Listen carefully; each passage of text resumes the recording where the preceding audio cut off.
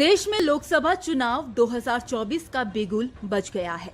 राजनीतिक पार्टियों ने चुनाव में पूरी ताकत झोंक दी है।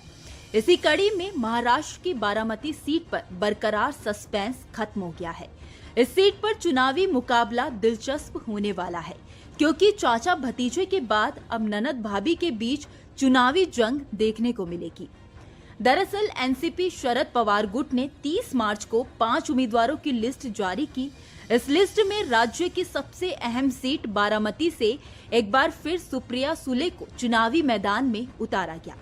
इसके थोड़ी देर बाद ही अजित पवार गुट ने भी इस सीट से उम्मीदवार के नाम की घोषणा की। एनसीपी अजित गुट के प्रदेश अध्यक्ष सुनील तटकरे ने अजित पवार की पत्नी सुनेत्रा पवार को बारामती से उम्मीदवार घोषित किया।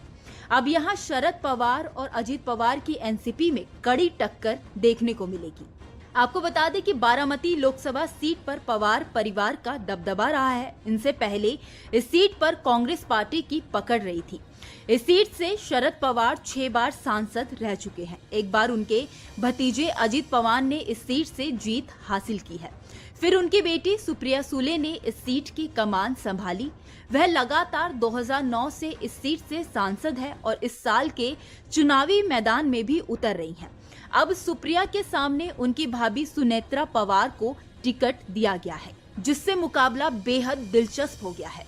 लिस्ट जारी होने से पहले शिवसेना नेता विजय शिवतारे इस सीट की लड़ाई से बाहर हो चुके हैं। विजय शिवतारे ने बारामती से चुनाव नहीं लड़ने का ऐलान किया। दरअसल शिवतारे ने 12 अप्रैल को बारामती से निर्दलीय उम्मीदवार के रूप में नामांकन की चेतावनी दी थी। उन्होंने सुनेत्रा पवार को हराने का संकल्प भी जताया था। बारामती सीट को लेकर अब मुकाबला पवार परिवार के बीच है।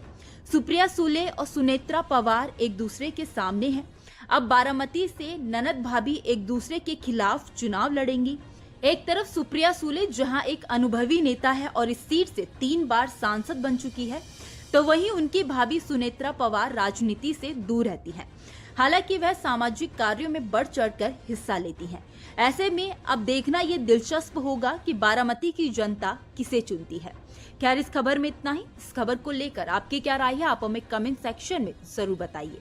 वीडियो अगर पसंद आया हो तो वीडियो को लाइक और शेयर करना ना भूलें। बाकी देश और दुनिया की तमाम बड़ी अपडेट्स के लिए देखते रहिए न्यूज नेशन का डिजिटल प्लेटफॉर्म।